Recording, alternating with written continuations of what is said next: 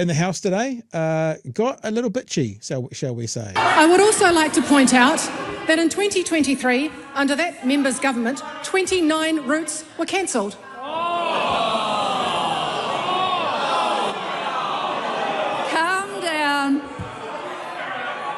Calm down. You've expressed what you're thinking. Quiet, please. Madam Speaker, I didn't want to interrupt that member's question, but I'm informed that the Honourable Erica Stanford, when she resumed her seat, made a quite unparliamentary remark about the member questioning her. And it's probably appropriate for her to withdraw that comment and apologise. Well, I didn't hear the comment, so did the member actually make a comment? I withdraw and apologise. Thank you. What kind of unparliamentary name did the Minister call you? So she said stupid, B-I-T-C-H, to me, accept the word. Why? I think she was frustrated and under pressure from the question, and that was her response. This isn't the first time that that's happened. That's one other question that I had. She has said something similar as she sat down. And another question a few weeks ago that Willow Jean asked about Te Ahu o Te Reo Māori, she also said the same. This was the first time that we decided to stand up to complain to the Speaker about it, because when there's form like that, you can't let that go. We have rules in the chamber for a reason. Interesting. It's also not acceptable. Are you getting under her skin? Pardon? Are you getting under her skin? I think this week that's obvious, that we have been getting under her skin, and I feel like that's probably a response to that, but it doesn't make it acceptable. What's your relationship like with Erica Stanford?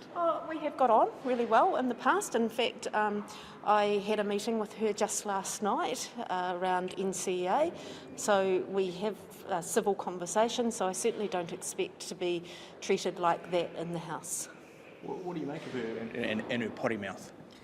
I just don't think that's acceptable. I wouldn't find that acceptable in any workplace, let alone in a place where we've got strict rules for a reason. A little bit similar to the time that Jacinda Ardern called David Seymour an arrogant prick?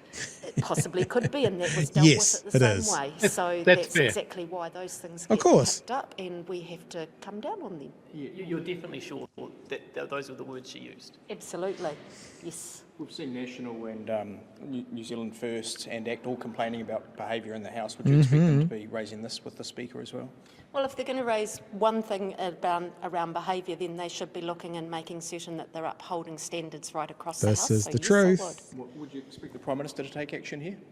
It's certainly something that I would expect any leader to have those conversations. I mean, if that happened with us, I would expect those conversations to be held with us too, and to be held accountable. Have you ever said anything like that about another MP in the House? Certainly not in the House, certainly not anywhere actually, because it's not the sort of language that I use. But I also get the frustrations that happen in this place, but again, that does not make it acceptable, and you have to hold yourself accountable if you are using language like that. Now remember, we're really fair in this show. We only will hold, well, not only, but mostly, unless it's something obvious, we hold this government to the standard that they insisted the last government be held to, or the standard they say they will uphold.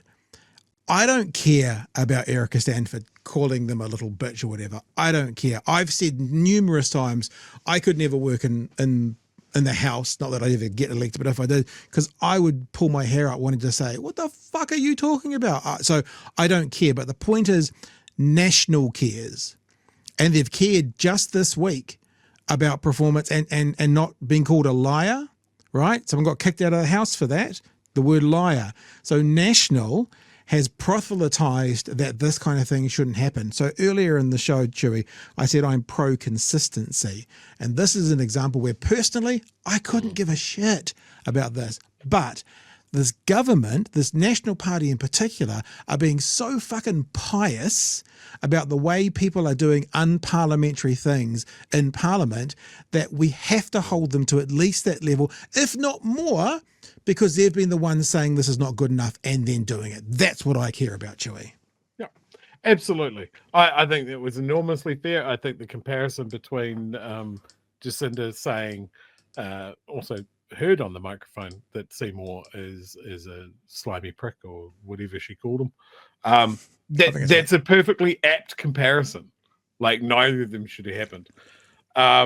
Look, both of them might have been understandable. but Parliament has its rules, right? We all want them to follow the rules. Yeah, just silly. I don't want to spend a lot of time on it, but I think that was fair.